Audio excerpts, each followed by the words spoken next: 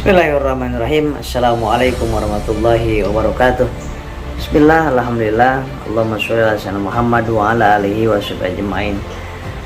Sahabatku, di mana saja berada, semoga senantiasa dalam karunia dan lindungan Allah Subhanahu wa taala, disembuhkan dari berbagai macam penyakit, baik itu penyakit lahir, penyakit batin, dan insya Allah mudah-mudahan sahabat semuanya, selama kita ingat ke Allah, menyebut asma Allah, kemudian memikirkan keagungan Allah dan merasakan kehadiran Allah, maka rasa was-was, rasa takut, rasa cemas, rasa panik akan segera sirna, ya.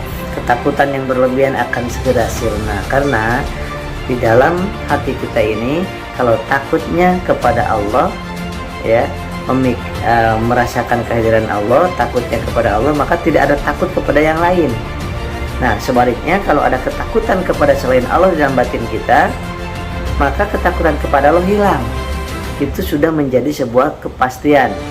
Ya, jadi gak ada rasa takut itu kepada makhluk, kepada Khalik, dua-duanya ada di sini, tidak ada. Nah, pasti ketika kita sedang takut kepada makhluk, sedang takut kepada kondisi, sedang takut kepada penyakit, maka sedang hilang takut kepada Allah. Itu pasti.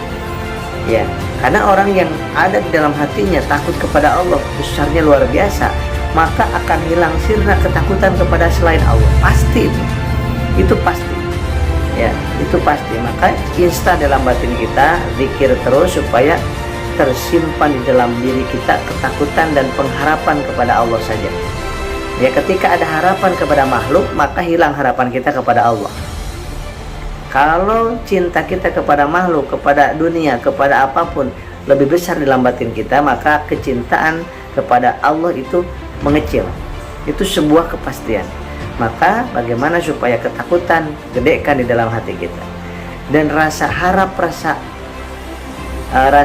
rasa cinta itu besarkan kepada Allah. Bagaimana caranya?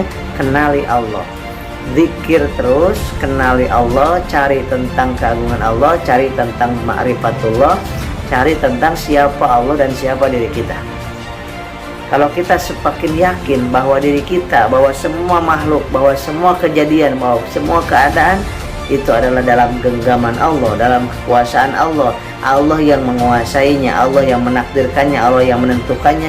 Nah, disitulah mulai sedikit demi sedikit perasaan takut kepada selain Allah semakin mengecil, maka timbullah ketakutannya hanya kepada Allah, harapnya hanya kepada Allah. Ketika kita tahu yang menyembuhkan adalah kita, bukan dokter, bukan perawat, bukan bidan, bukan terapis, bukan herbal.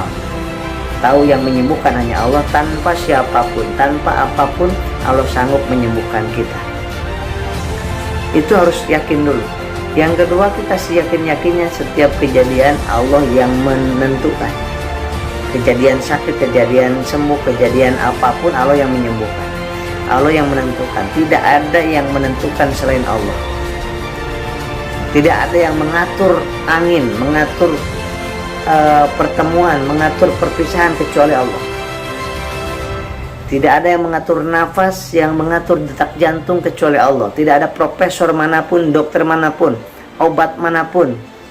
Nah, kalau kita yakin tidak ada sedikit pun dan seorang pun yang bisa menidurkan kita walaupun sekejap mata kecuali Allah, itu dulu kita la ilaha illallah diharapkan dalam hati kita. Baru kita harus ikhtiar. Saya sebagai manusia harus ikhtiar, harus ikhtiar.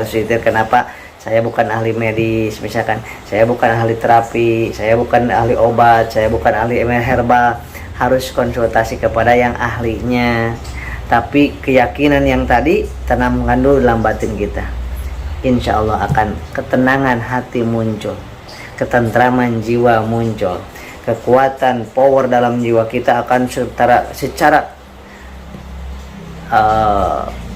optimisme, keyakinan, power, kekuatan akan Allah siapkan dalam batin kita. Maka hilang sirna rasa ketakutan yang berlebihan, kecemasan yang berlebihan, kecuali takut, cemas, takut tidak diurus oleh Allah. Titik, itu aja. Maka selama kita sehat, ketika kita sakit, dekati Allah, perbaiki banyak baca Al-Quran, perbanyak zikir, perbanyak sholawat, perbanyak berbuat baik. Supaya apa? Allah sayang ke kita, Allah perhatian ke kita, Allah cinta ke kita. Kalau Allah sudah perhatian, cinta dan sayang dan memberikan rahmatnya, maka penyakit sebesar apapun segera Allah sembuhkan, mudah bagi Allah. Kenapa? Karena Allah yang memilikinya. Demikian, semangat, sehat jiwanya, sehat jiwanya, sehat jiwanya, sehat raganya. Assalamualaikum warahmatullahi wabarakatuh.